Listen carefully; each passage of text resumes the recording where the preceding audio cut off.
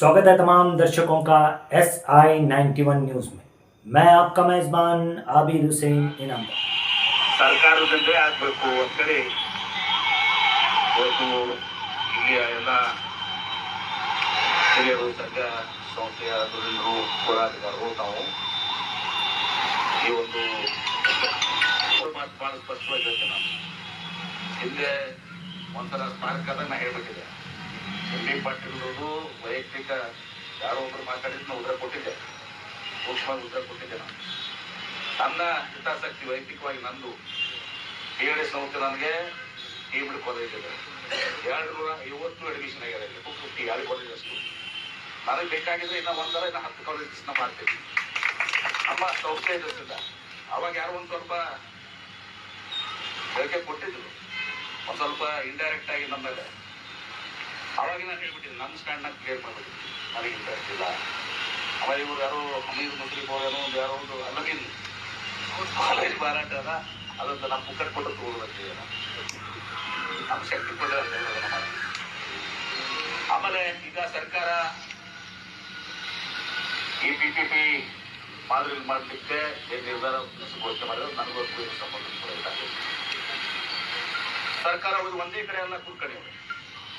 ನೀವಂದ್ರೆಲ್ಲ ಬಿಜಾಪುರ ಜಿಲ್ಲೆ ಒಂದೇ ಅಂತ ಅಂತಾರೆ, ತುಮಕೂರು ಇದು 3-4 ಜಿಲ್ಲೆಯಲ್ಲಿ PPP ಆದಂತ ಮಾಡ್ತಾ ಇದೆ. ಮತ್ತು ಬಹಳ ತಪ್ಪು ಕಲ್ಪನೆ ಕೂಡ ಇದೆ. ನೋಡಿದೆ, ಓದ್ತಾ ಇದ್ದೆ ನಾನು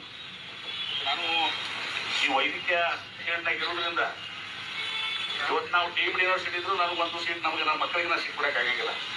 ಅಫ್ಕೋರ್ಸ್ ಡೀಮ್ಡ್ ಯೂನಿವರ್ಸಿಟಿ ನೀಟ್ ಇರ್ತದೋ ಅಲ್ಲಿ ಇಂಡಿಯಾ ಇರ್ತದೆ, ಆ ಸೀಟ್ ಫೀಸು ಹೈಯರ್ ಇರ್ತಾವೆ.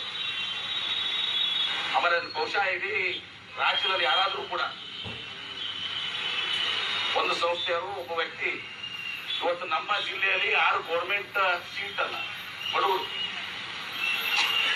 ಗೌರ್ಮೆಂಟ್ ಸೀಟ್ ಅನ್ನ ಖಾಸಗಿ ಕಾಲೇಜಲ್ಲಿ ಅಥವಾ ಗೌರ್ಮೆಂಟ್ ಕಾಲೇಜಲ್ಲಿ ಯಾರ್ಯಾರು ಬಡವರು ಕೂಸಲು ಸೀಟ್ ಸಿಕ್ಕಿದವು ನನ್ನ ಜಿಲ್ಲೆಯಲ್ಲಿ ಕಳೆದ 7-8 ವರ್ಷದಿಂದ ನಾನು ಪ್ರತಿ ವರ್ಷ ಒಂದು 10-15 ಊರಿಗೆ ನಾನು ಫೀ ಕಟ್ಟುವಂತ ಕೆಲಸ ನಾನು ಮಾಡಿದ್ದೀನಿ. 10-15 ಲಕ್ಷ ಆಗ್ಬೋದು. ನನ್ನ ಬದ್ಧತೆ ನಮ್ಮ ಇದನ್ನ ಯಾರು ಪ್ರಶ್ನೆ ಮಾಡೋಕ್ಕಾಗಲ್ಲ. ಆಮೇಲೆ ಎರಡನೇದು ಒಂದು, ನಾನು ಈಗಾಗಲೇ ಮೊನ್ನೆನೇ ಮುಖ್ಯಮಂತ್ರಿಗಳು ಹೇಳಿದೆ, ನಾನು ಒಂದು ಬಾಗಲಕೋಟೆ ಬಂದಾಗ ಮುಖ್ಯಮಂತ್ರಿಗೆ ಹೇಳಿದೆ, ನಾನು ಶಿವಾನಂದ ಪಾಟೀಲ್ ಇದರಲ್ಲಿ ಅಲ್ಲಿ ಬಿಜಾಪುರ ಹೋರಾಟ ನಡೀತದೆ, ನಮ್ಮಲ್ಲಿ ಗೌರ್ಮೆಂಟ್ ಕಾಲೇಜ್ ಆಗಬೇಕು ಅಂತ ಹೇಳ್ತಾ ಇದ್ದಾರೆ. ಸಬ್ಜೆಕ್ಟ್ ಇಲ್ಲ, ಬಾಗಲಕೋಟೆ ಸಬ್ಜೆಕ್ಟ್ನಾಗ ಹೇಳಿದೆ. ಮತ್ತು ನಾನೇನು ಮನುಷ್ಯನ ಕೇಳಿದ್ರು ಇಲ್ಲ ಬಂದಾಗ ನಾನು ಅಂದಿಲ್ಲ ಅಂತ ಶಿವಾನಂದ ಪಾಟೀಲ್ ಹೇಳಿದ್ರು. ಹಂಗೆ ಅಂದಿಲ್ಲ ಅನ್ನಿಲ್ಲ, ಆಯ್ತು ಬಿಡಿ ಅದನ್ನು ಹೇಳಿ. ಶಿವಾನಂದ ಪಾಟೀಲ್ ನಿಮ್ಮ ಏನು ಬೇಡಿಕೆ ಇದೆ, ತಾವೇನಿದು ಭಾವನೆಗಳಿದ್ದಾವೆ, ಎಲ್ಲ ಮಾಹಿತಿ ನನಗೂ ಅದ. ಏನು ಮಾಹಿತಿ ಇಲ್ಲ ಅಂತ ಈ ಮಾಹಿತಿಯನ್ನು ನಾನು ಸರ್ಕಾರದಲ್ಲಿ ನಾನು ಚಂದ್ರಪ್ರಕಾಶ್ ಪಾಟೀಲ್ ಜೊತೆ, ಮುಖ್ಯಮಂತ್ರಿಗಳ ಜೊತೆ, ಉಪಮುಖ್ಯಮಂತ್ರಿಗಳ ಜೊತೆ ಚರ್ಚೆ ಮಾಡಿ ನಿಮ್ಮ ಭಾವನೆ ಸರ್ಕಾರಿ ಮೆಡಿಕಲ್ ಕಾಲೇಜ್ ಆಗಬೇಕು ಅನ್ನೋದನ್ನ ಅವ್ರನ್ನ ತಿಳಿಸುವಂಥ ಕೆಲಸ ಮಾಡ್ತೀನಿ.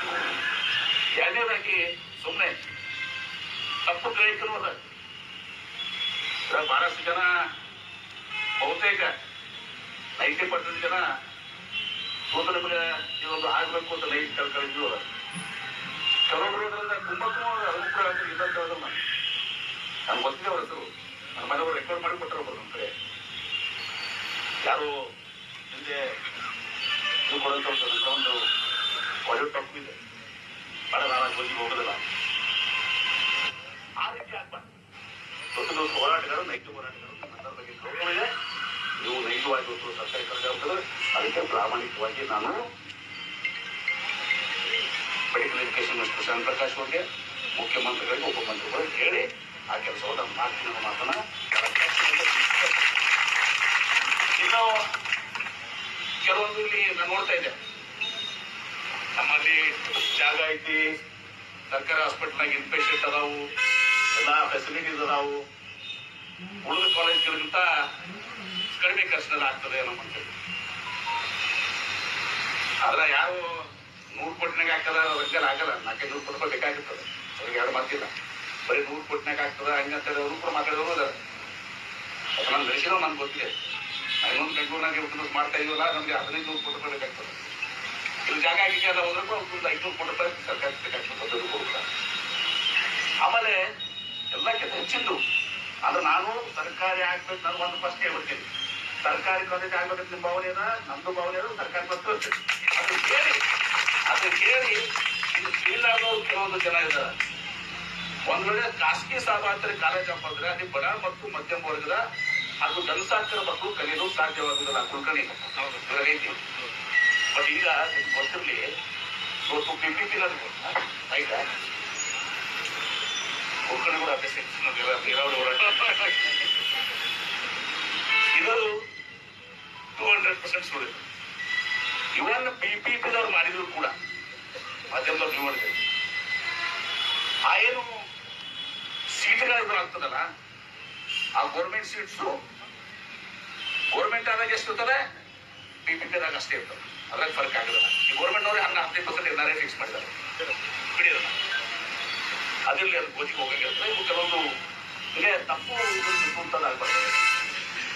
ಸರ್ಕಾರ ಅಂತಿಮ ನಿರ್ಧಾರ ತಗೊಳ್ತದೆ.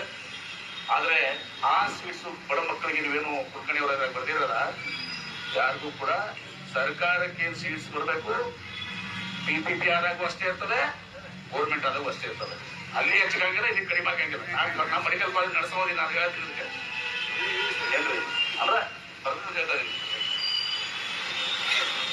ಇಷ್ಟು ಮಾತುಗಳನ್ನ ಹೇಳಿ ಇವತ್ತು ನಿಮ್ಮ ಏನು ಒಂದು ಅನೇಕ ಮಾಹಿತಿಗಳು ಸರ್, ಜಾಗ ಐತಿ, ನಮ್ಮ ಹಾಸ್ಪಿಟಲ್ ಐತಿ, ಇನ್ಪೇಷಂಟ್ ಅದಾವು, ಎಲ್ಲ ಕೂಡ ಇದೆ.